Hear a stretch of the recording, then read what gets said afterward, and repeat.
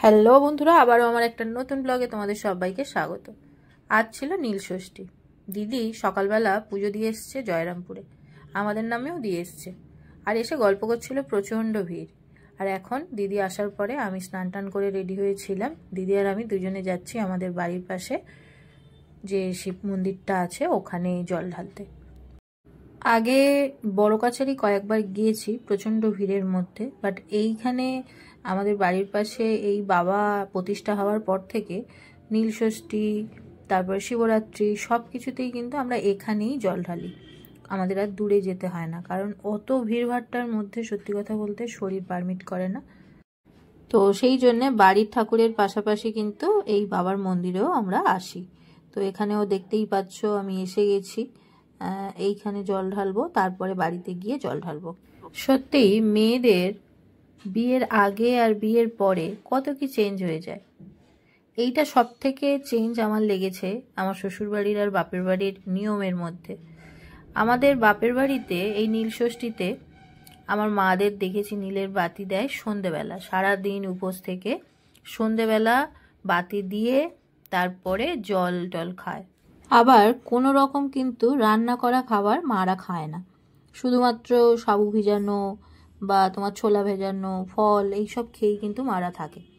But এখানে আসার পরে দেখলাম এখানে নীলষষ্ঠীর যে বাতিটা সেটা সকালবেলা মানে ভোরবেলা দেওয়ার নিয়ম।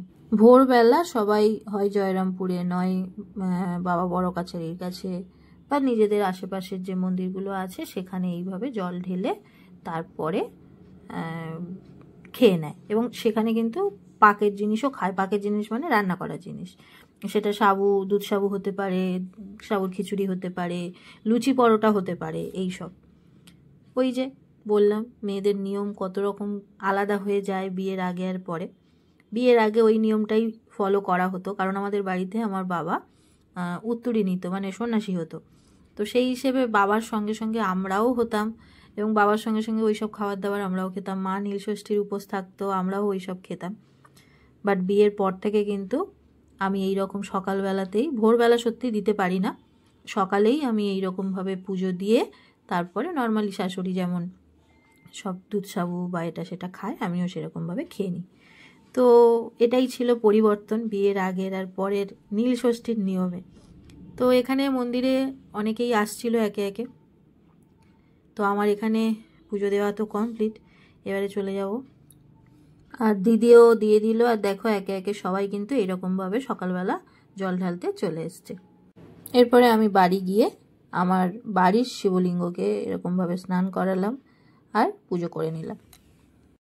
এরপর গোপুসোনার কাছে চলে এলাম। গোপুসোনারও আজকের গাছের ফুল দিয়ে সুন্দর করে সাজিয়ে দিয়েছি। আর এখানে যে ধুনোটা আমি দিই সেটাই দিচ্ছিলাম। যখন করে সকালের দিকে ফাঁকা পাই তখন সকালের দিকে, যখন করে সন্ধ্যের দিকে ফাঁকা পাই তখন সন্ধ্যের দিকে আমি এই ধুনোটা দিতে সত্যিই খুবই ভালোবাসি। তো আজকে যেহেতু একটা স্পেশাল দিন সেই জন্য এই ধুনোটা আমি এইভাবে চারিদিকে দিয়ে দিচ্ছিলাম। সব থেকে শান্তির জায়গা আমার হচ্ছে বাড়ির মধ্যে এইটা। সময় পেলেই তাই এইখানেই বেশি সময় কাটাতে ভালোবাসি। কি হয়েছে? কি করছিস? কিরকম করে ডাকছে দেখ, কি হয়েছে কি? রিমোকে কিরকম করে ডাকছে দেখো।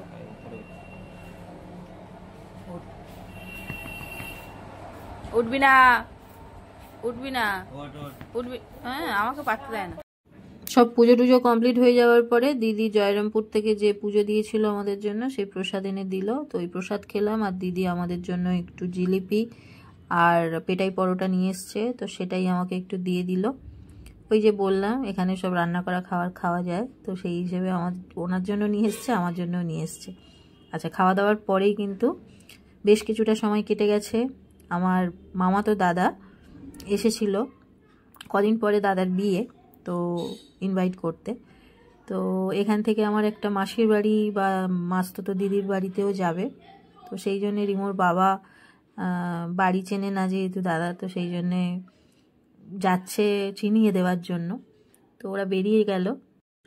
সবাই তো ব্লগে কমফোর্টেবল হয় না, তাই সবাইকে ব্লগে নিচ্ছি না, মানে নেব না। কারণ দেখো আমরা কমফোর্টেবল বলে সবাই কমফোর্টেবল হবে এরকম তো কোনো ব্যাপার নেই। তো সেই হিসেবে যারা কমফোর্টেবল নয় তাদেরকে আমি খুব একটা সেই সময় ব্লগ করি না। তো আজকেরও এই দাদার যে কোনো প্রবলেম আছে সেটা দাদা বলেনি, বাট আমার গল্প করতে করতে খেয়ালও ছিল না, প্লাস অতটা ব্লগ নিয়ে ভাবিনি আর কি। দাদারা যখন এসেছিলো অনেকক্ষণ বসে গল্প করলাম, বাট তখন ব্লগ করা হয়নি। তো দেখতেই পেলে রিমোর বাবাও গেল, দাদাদের সঙ্গে বাইকে করে যাবে ওদেরকে দেখিয়ে দেওয়ার জন্য। এখানে একটা জিনিস বলি, দাদারা তো দুজনে এসেছিল, তাই দাদাদের দুজনের মাথাতেই হেলমেট আছে। দেখো রিমোর বাবা কিন্তু মাঝখানে বসে যাচ্ছে উইদাউট হেলমেট, যেটা উচিত নয়, একদমই উচিত নয়। বাট আমাদের বাড়িতে তো কোনো হেলমেট নেই, তো সেই জন্য এইটুকুটা রাস্তা ও যাবে আমতলার মোড় পর্যন্ত। তো ওরা চলে গেল আর আমি ওপরে চলে এলাম, কারণ আমাদের খাবারটা বানাতে হবে। তো দিদি আজকের বলেছে দুধ সাবু খাবে, তো দুধ সাবুই আজকের বানাবো দুজনের জন্য অল্প করে, তাই সসপ্যানেই বসিয়ে দিয়েছি। জলটা একটু গরম হয়ে গেলে গ্লাসে ঢেলে নিয়েছি, যার মধ্যে লিকুইড দুধ যেহেতু নেই আমুল দুধ গুলে নেবো, নিয়ে অ্যাড করব আর সাবুটা জাল দিয়ে নেব। নর্মাল দুধের মধ্যে সাবু ভেজানোটা দিয়ে দিলাম। তবে হ্যাঁ, এখানে কিন্তু বেশি পরিমাণে যদি সাবু দিয়ে দাও তাহলে পুরো ব্যাপারটা না একদম বসে গিয়ে ভালো আর মানে খেতে লাগবে না। তো এই কারণে সাবুর পরিমাণ কিন্তু বেশি দেওয়া যাবে না, সাবুর পরিমাণ কমই দিতে হবে, যাতে এই লিকুইড ব্যাপারটা থাকে। আর কখন বুঝবে বলো তো যে হয়ে গেছে? এখন সাবুগুলো হোয়াইট আছে, কিছুক্ষণ পরে ওটা কিন্তু ট্রান্সপারেন্ট হয়ে যাবে, তখন বুঝতে হবে যে সাবুটা রেডি হয়ে গেছে। এই দুধ সাবু যখন রিমো মিমো হয়েছিল সবে, তখন কিন্তু প্রচুর খেয়েছি। আজকে সেই দিনটার কথা ওই জন্য মনে পড়ে যাচ্ছে। আর যখন সাবুটা পুরো ট্রান্সপারেন্ট হয়ে যাবে তখন এইরকম একটুখানি চিনি অ্যাড করে দিলাম। তো চিনিটা দিলে টেস্টটা আরও সুন্দর হবে।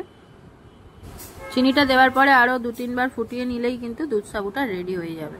দুপুরে আমরা এই দুধ সাবুই খেয়েছিলাম, আর দুধ সাবুটা খাওয়ার পরে এত ঘুম পেল যে এক ঘুমেই পুরো সন্ধে হয়ে গেছে।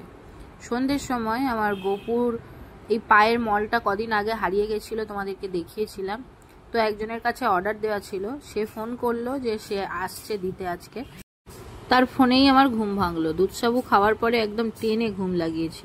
তো এখানে দেখো পায়ের যে মলটা ওটা তো দিয়েই দিয়েছি, আর কোমরে এই বটফলটাও অর্ডার দেওয়া ছিল। ও এসেই গোপুসোনাকে এটা পরিয়েও দিয়েছে। এছাড়াও গোপুসোনার জন্য আরও অর্ডার করেছিলাম একজোড়া কানের আর গলার একটা চেন। সবসময় পরিয়ে রাখবো বলে এইরকম একদম ছোট্ট দুটো কানের অর্ডার করেছিলাম। দেখো কি ভাল লাগছে না, ছোট্ট দুটো কানের, যেটা সবসময় গোপুসোনাকে আমি পরিয়ে রাখবো বাড়িতে। কানেরটা পরে দেখো তো আমার গোপুসোনাকে কেমন লাগছে। আমার তো খুব মিষ্টি লাগছে। গরমের সময় আমার গোপুসোনা এই যে শুধু প্যান্টটা পরে আছে আর পুরো বডি খোলা, এই ব্যাপারটা আমার দেখতে বেশি ভাল লাগে। দেখো দেখো গোপুসোনা কিন্তু দুটো কানের পরে ফেলেছে, এবারে পরবে চেনটা। চেনটা একটু অন্যরকম অর্ডার করেছিলাম, বাট ওদের কাছে সেটা অ্যাভেলেবেল ছিল না, তাই এটা দিয়ে গেছিল। তো ডবল করে পরাতে বলেছে, তো ডবল করে পরিয়ে দেখলাম, বেশ ভাল লাগছে। তোমরাও কিন্তু অবশ্যই কমেন্টে জানিও আমার গোপুসোনাকে কেমন লাগছে। সাজুগুজু করে আমার গোপুসোনাকে কেমন লাগছে দেখো, কি মিষ্টি না। গোপুসোনাকে ঘুম পাড়িয়ে দিয়ে চলে এসেছি রান্নাঘরে। আজকে যেহেতু আমাদের নীল ষষ্ঠী, আগেই তোমাদের বলেছি। সকালে তো দুধ সাবু খেয়েছি, আর এবেলা খাওয়া হবে সাদা আলুর তরকারি আর লুচি। সাদা আলুর তরকারি দিদি করে রেখে গেছে, আর লুচির ময়দাটা মেখে দিয়ে গেছে। এবারে আমি ঝটপট করে সেই লুচিগুলো করে নেবো, কারণ গরম গরম লুচি না হলে রিমোর বাবারাও কেউ খাবে না।